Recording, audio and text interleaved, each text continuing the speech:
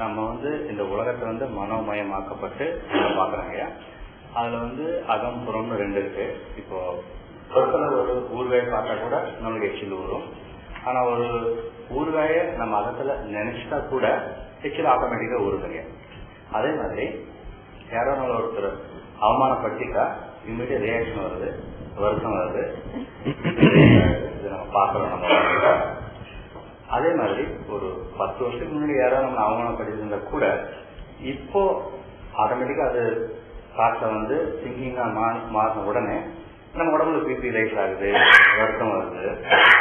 So அதனால இது ரெண்டு எப்படிங்க பிரிச்சு பார்க்கறது? அதாவது இப்போ ஒரு நாய் பறந்துட்டு வந்தா நம்ம ஓடணும், அதெல்லாம் பண்ணணும். ஆனா அகத்திலேயே இந்த மாதிரி என்னென்னமோ சிந்தனைலாம் வரும்.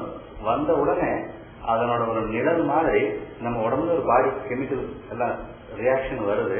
அப்ப நம்ம அதை கையில் எடுத்துட்டு அப்புறம் அதுக்கு நம்ம உடம்பு பெருகிறோம், இல்ல அந்த எண்ணத்துல இருந்து தூரம் போக போறோம். அதனால என்னோட கேள்விங்க, இது எப்படிங்க நம்ம கிளியரா வித்தியாசப்படுத்தி பாக்குறது? அது வெளி உலகத்துல நடக்குது, இப்ப நம்ம ரியாக்ட் பண்ணணும். இல்ல இது 10 வருஷத்துக்கு முன்னாடி நடந்தது, இதுக்கு நம்ம ரியாக்ட் பண்ண வேண்டியதில்லை. ஏன்னா ரெண்டுமே மனசுக்குள்ளதான் நடக்குது. இது நம்ம எப்படிங்க வித்தியாசப்படுத்தி நம்ம உள்ள ஏதோ வந்துச்சுன்னா இதுக்கு நம்ம ரியாக்ட் பண்ண வேண்டியதில்லை, அமைதியா இருக்கணும். ஆனா வெளியே இப்போ இங்க நடந்துட்டு இருக்கு, இதுக்கு நம்ம ரியாக்ட் பண்ணணும்னு எப்படி கிளியரா வித்தியாசம் தெரிஞ்சுக்கிறது? இப்ப நமக்கு நேருக்கு நேரா எதிர்கொள்ளக்கூடியது எப்பவுமே நமக்கு தெரியும். ஆனா நமக்கு நடந்து முடிஞ்ச ஒன்றை பத்தி இப்ப உண்மையிலே நேருக்கு நேரம் நிகழல. என்னைக்கோ நடந்தது இருந்தாலும் கூட அதை பத்தி நினைச்சு பார்த்தான்னு சொல்லிச்சோன்னா நமக்கு ஒரு வருத்தங்கள் ஏற்படுறதுக்கு வாய்ப்பு இருக்கு. நான் எப்பவுமே நம்ம ஒரு ஜெனரல் பிரின்சிபலா நம்ம மனசு எப்படி இருந்தாலும் ஓகேன்னு சொல்லி நம்ம விட்டதுக்கு அப்புறமே இந்த ரெகுலேட் பண்ணக்கூடியவர் பவர்லெஸ் ஆயிடுறாரு. அவரை ரெகுலேட் பண்ணணும்னு சொல்லி ஒருத்தர் இருக்கிறவர் எப்படி இருந்தாலும் ஓகேங்கிற நிலையில நம்முடைய மனோ இயக்கங்கள் எல்லாத்தையும் ஈஸி கோயிங்கா விடுறதுக்கு தயாராகிடுறாரு. அப்படி இருக்கும் பொழுது என்னங்கன்னா எல்லா இயக்கங்களுமே ஒரு ஃப்ளோயிங் ஸ்டேட்டுக்கு வந்துடும். இப்போ உதாரணமா இந்த டேபிள் இருக்கு. இந்த டேபிள் இப்ப ஒரு 50 கிலோ வெயிட் இருக்கும். 50 கிலோ வெயிட் இருந்துச்சுன்னா இப்ப இது நீங்க இங்க இருந்து நகர்த்தணும்னு சொல்லி சொன்னா 50 கிலோவுக்கு அதிகமான வெயிட்டை கொடுத்து தள்ளினீங்கன்னா நகரும். அதே நேரத்தில் நகர்றது மட்டும் இல்லாம நகரும் போது அடியில ஸ்கிராட்சை கூட ஏற்படுத்தும். இப்ப அதே நேரத்தில் இந்த டேபிளுக்கு வீல் பொருத்திருக்குன்னு வச்சுடுங்க. நீங்க அது 50 கிலோ வெயிட்டை கொடுத்து தள்ள வேண்டியதில்லை, சும்மா விரல் வச்சு லேசா தள்ளனா கூட ரோல் ஆகி போயிடும். அப்ப என்ன சொன்னா எல்லாமே இந்த ரோல் ஆகக்கூடிய கண்டிஷன்ல இருந்ததுன்னு சொல்லி சொன்னா அது வெயிட்டோ பிரஷரோ எல்லாமே குறைஞ்சிருது. அது அப்ப அது அழுத்தங்கள் கூட குறைஞ்சிருது. இப்ப அதே மாதிரி நம்முடைய மைண்டுமே ஃப்ளோயிங் நேச்சருக்கு வந்துட்டுனாலுமே ரியாக்ஷன்ஸ் எல்லாம் ஏற்பட்டாலுமே கூட ஒரு ஸ்டாட்டிக்கா இருக்கிற மாதிரி ஒரு வெயிட்டை கிரியேட் பண்ணாது, ஒரு அழுத்தத்தை கிரியேட் பண்ணாது. அது ஒரு மென்மையா தான் இருக்கும். நம்ம வேணும்னா டெவலப் பண்ணிடலாம், வேண்டாம்னா அது பாட்டுக்கு போயிடும். நீங்க அதை கண்டுக்கிடாம விட்டீங்கன்னு சொன்னா அது வந்த சோடு தெரியாம போயிடும். அது நீங்க அதை ஏறி சவாரி பண்ண ஆரம்பிச்சீங்கன்னா இன்னும் கொஞ்சம் வெயிட் போட ஆரம்பிச்சிடும்.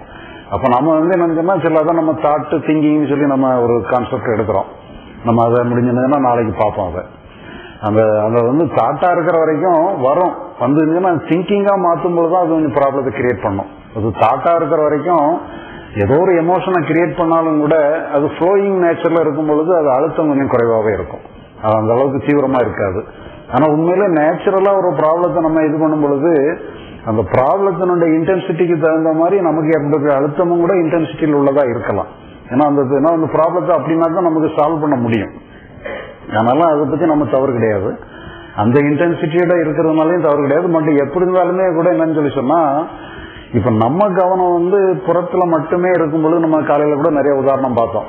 புறத்துல மட்டுமே இருக்கும் பொழுது நம்முடைய அகத்துல உள்ளது நம்ம நெக்லெக்ட் பண்ற ஒரு கெப்பாசிட்டி நமக்கே இருக்கு. இப்போ ஒரு நாயை நம்ம பார்த்தோம், ஒரு நாய்க்கே இருக்கக்கூடிய கெப்பாசிட்டி நமக்கு இல்லாம போகாது.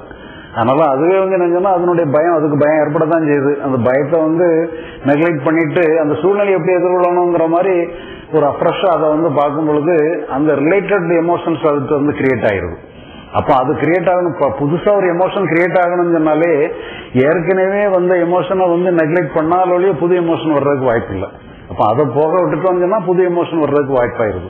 அதனால எல்லாமே ஃப்ளோயிங் நேச்சர்ல இருக்கும் பொழுது ஒரு ஈஸி ஆயிருது. அது அப்ப அந்த மாதிரி நம்ம எடுத்துக்கலாம். ஒரு அதே நேரத்தில் நம்ம ஆக்சுவல் ப்ராப்ளத்துல வரும்பொழுதுமே கூட தேவையான நெசசரி எமோஷன்ஸ் நமக்கு வரும். ஏற்கனவே எமோஷன்ஸ் ரெலவெண்டா இருந்ததுன்னா அதை கூட பயன்படுத்திக்கலாம். அது இரலவெண்டா இருந்ததுன்னா அதை விட்டுட்டு நம்ம நெசசரி எமோஷன்ஸுக்கு நம்ம வந்துடலாம். நன்றி சார். கேள்வியோட எக்ஸ்டென்ஷன்